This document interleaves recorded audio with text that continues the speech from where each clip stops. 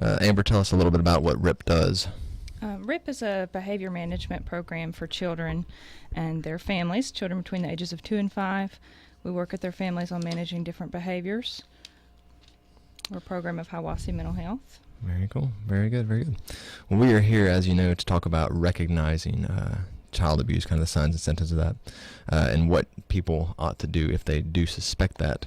And this is the reason we're talking about this. You may have heard of the story that came out of Chattanooga, where a young man beat a 4-year-old to death, and a 3-year-old is now in the ICU because of it.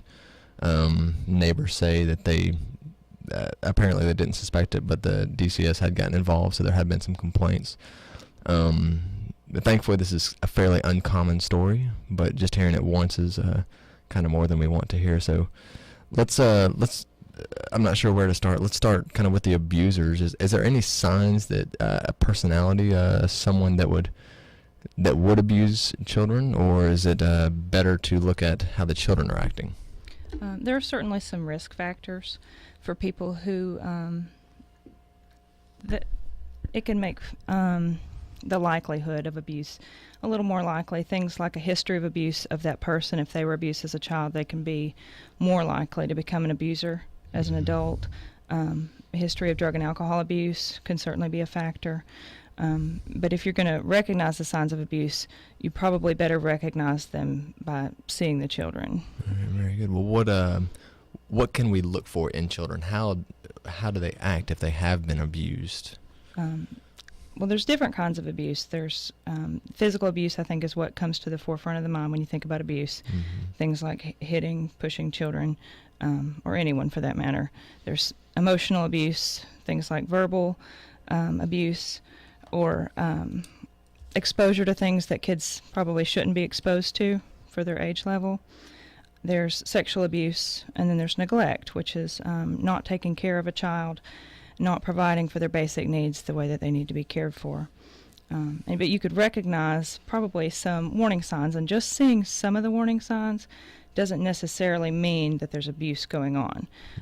If you see a combination or a pattern of the certain warning signs, then you should certainly keep your eyes open, and if you suspect anything, report it right away.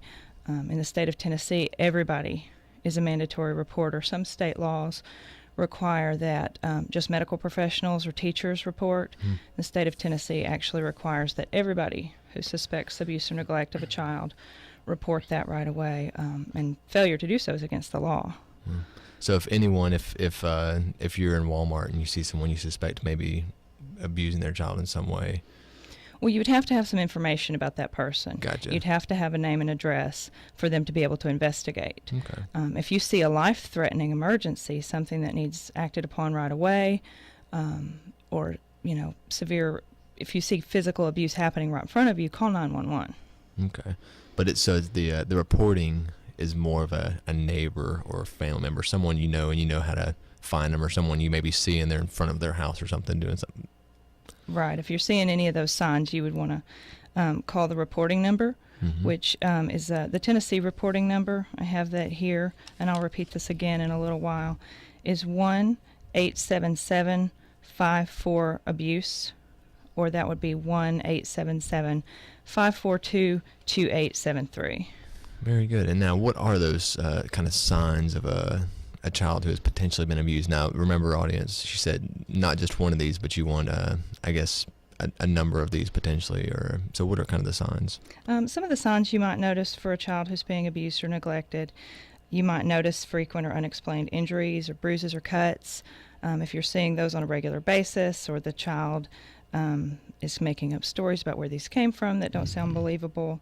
If the child seems nervous or anxious, or especially if they're afraid to go home to their own home, that would be a red flag. Poor hygiene, apparent lack of supervision. If you're noticing very young children playing outside without adult supervision in the road. If you see age inappropriate behaviors for an older child who's sucking their thumb, wetting the bed, or a younger child who's required to care for other younger siblings or other children. You may notice some behavior problems. You may notice those kids acting out, stealing. If they're stealing food or money, that could be a sign of neglect.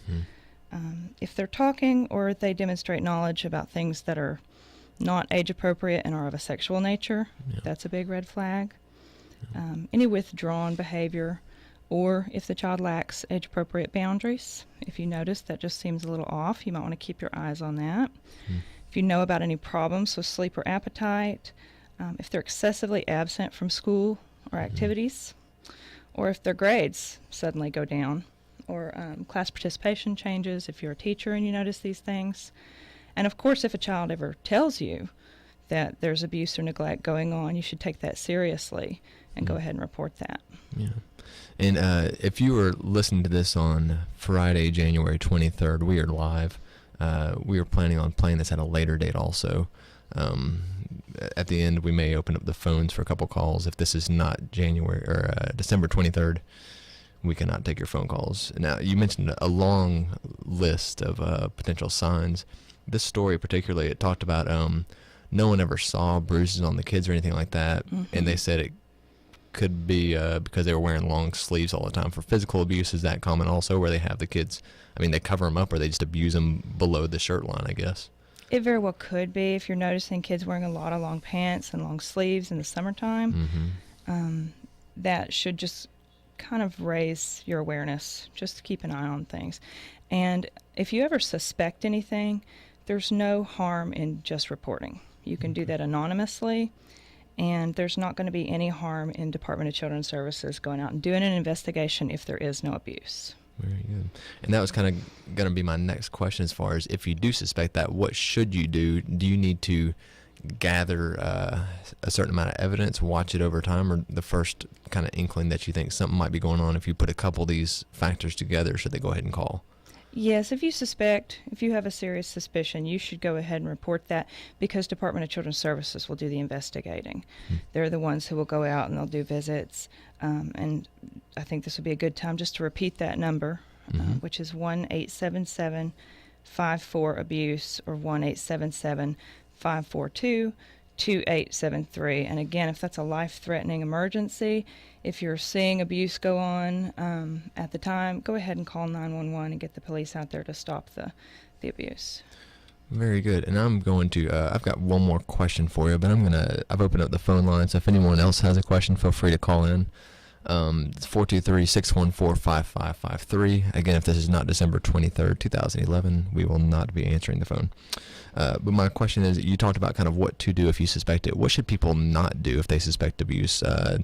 I'm imagining they shouldn't go up to the potential abuser's door and knock and go say, hey, I've noticed these symptoms and I think you're abusing your child, and confront them. What should people not do if they suspect abuse? Just again, I think the best thing to do would just be to go ahead and report it. And if you worry about your own safety, if you're a family member, maybe you're living in the home, you may want to do that report anonymously, if it comes down to your own safety. Yeah, definitely. So you want to protect the children, and you also need to protect yourself, because it sounds like in this case and many others, abusers don't just abuse children, or they don't just abuse adults. It's kind of an ongoing pattern in their lives where they're abusing various ages. Is that appropriate? That can be the case, and I would say in this case, the way it sounds, if one parent is trying to protect themselves and their children, it's always good to have a safety plan of a backup place where they can stay. Maybe have a friend or family member hold on to some money for them. Possibly for older children, have a code safety word that means meet me at the car, or call 911. Very good. Well, fantastic. Well, thank you for coming in, Amber, for a few minutes today. I also believe we can get you in at a later date. We can talk about preventing domestic abuse specifically against women. I believe you're willing to do that for us. Is that correct? Yes, absolutely. And thank you for having me. And there's one other phone number that I'd like to share. Fantastic. Please do. For parents who are feeling the frustration and feeling stressed and are maybe needing a little help, there's a state hotline. It's the Tennessee Parent Helpline. It's toll free and it's 24 hours. It's free for them to call. It's 1-800-356-6767. And for local parents here in Cleveland with children between the ages of 2 and 5, if they're wanting help with their parenting skills, they can always give us a call at RIP at 339-6781. Very good, yeah, because you deal with those, I guess the trouble children is what they would be called, dealing with issues, behavioral, so which I would imagine could lead to potential abuse or the kind of those dangerous situations where parents lose their mind and do something they regret later. Yes, it can absolutely add to the parents' stress levels. Yeah. Well, very good. Well, thank you again, Amber, for coming on, and Thank you. we look forward to having you again. You're listening to WOOP FM 99.9.